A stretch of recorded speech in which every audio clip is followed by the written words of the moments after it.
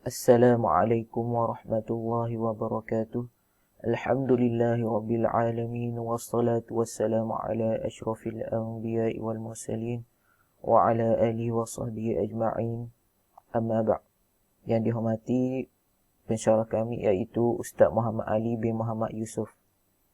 Nama saya Muhammad Basir bin Muhammad, nombor metrik 056955.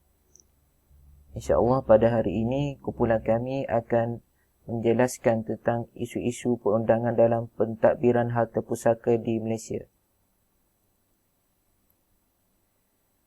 Isu-isu yang timbul adalah yang pertama, kegagalan pengemukaan dokumen lengkap oleh waris.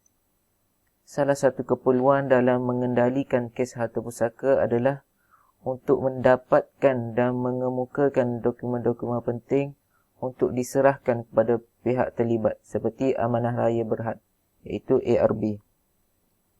Dokumen-dokumen tersebut adalah termasuk sijil kematian, kad pengenalan waris, sijil faraid yang dikeluarkan oleh Mahkamah Syariah dan juga dokumen eksepsi mati yang merangkumi seluruh harta kepunyaannya termasuk buku bank, amanah saham dan lain-lain. Dalam hal ini, isu atau masalah timbul apabila terdapat segolongan waris yang tidak dapat mengemukakan dokumen secara lengkap. Keadaan ini boleh memberi kesan kepada proses pengurusan, tidak kira sama ada pada awal atau pertengahan kes tersebut dijalankan. Pada awal proses permohonan, kegagalan mengemukakan kesemua dokumen boleh menyebabkan kelambatan proses penyiasatan ARB. Walaupun bayaran permohonan telah dibayar oleh waris, iaitu IBID. Ini adalah kerana ARB akan membuat siasatan dan tindakan berdasarkan kepada dokumen-dokumen yang dikemukakan. Di antara sebab-sebab berlakunya isu dokumen tidak lengkap ini adalah seperti sikap tidak endah waris yang suka menangguh untuk menyerahkan dokumen tersebut. Selain itu, terdapat juga kes-kes di mana dokumen yang dikehendaki itu hilang, tiada dalam pegangan waris yang membuat permohonan. Isu-isu yang seterusnya ialah pertikaian antara waris. Punca pertelingkahan antara waris mungkin wujud sebelum berlakunya kematian dan berlarutan, di mana apabila berlakunya kematian, waris-waris yang bertelingkah masih lagi tidak mahu memperbaiki hubungan mereka. Pertelingkahan ini berkemungkinan juga wujud selepas berlakunya kematian apabila terdapat waris yang tidak berpuas hati dengan sesuatu perkara semasa pengurusan jenazah. Sebagai contoh, terdapat waris yang sengaja ingin memboleh atau menguasai harta si mati untuk kepentingannya sendiri.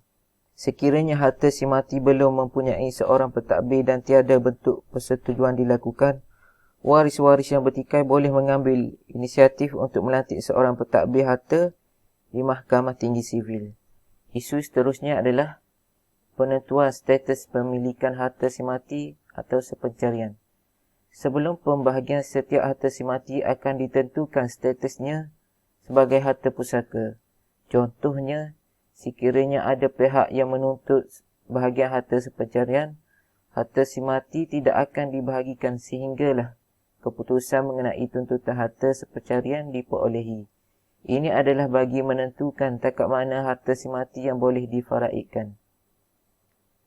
Seterusnya, keliru dengan perundangan. Apabila berlaku kematian, ramai yang mengadu keliru untuk merujuk berkenaan harta pusaka kerana terpaksa berurusan dengan lebih daripada satu agensi.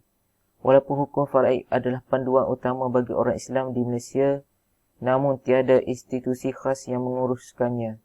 Orang awam keliru sama ada perlu ke Mahkamah Tinggi, Syariah, Pejabat Pusaka Kecil ataupun Amanah Raya Berhad. Itu saja daripada saya. Seterusnya saya serahkan kepada rakan saya seterusnya, iaitu Aimullah. Terima kasih.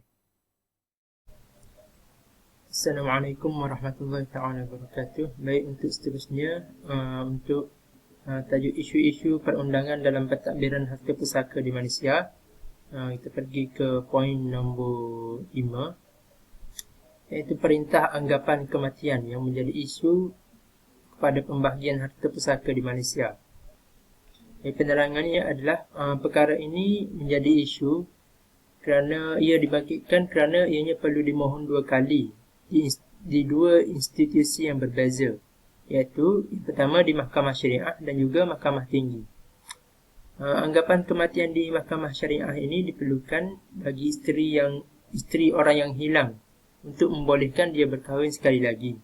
Manakala anggapan kematian oleh isteri atau waris kepada Mahkamah Tinggi adalah untuk pembahagian harta pusaka. Seterusnya, yang keenam adalah isu waris lewat menuntut harta pusaka. Jadi antara sebab utama pihak waris lambat untuk menuntut harta pusaka adalah kerana ahli waris mendapati mengikut yang kita kaji ada beberapa sebab. Iaitu yang pertama, ahli waris mendapati semati tidak mempunyai harta yang banyak dan tidak berbaloi untuk menghabiskan masa dan wang bagi menguruskan pembahagian harta. Sedangkan waris yang ditinggalkan adalah ramai. Selain itu, waris memberi alasan sibuk bekerja serta tidak ada kesempatan untuk menghubungi waris-waris yang lain untuk mendapatkan kerjasama. Jadi kesimpulan untuk isu-isu yang timbul dalam pembahagian harta pusaka di Malaysia ini adalah hukum faraid adalah suatu rujukan yang amat penting dalam menguruskan harta pusaka di Malaysia.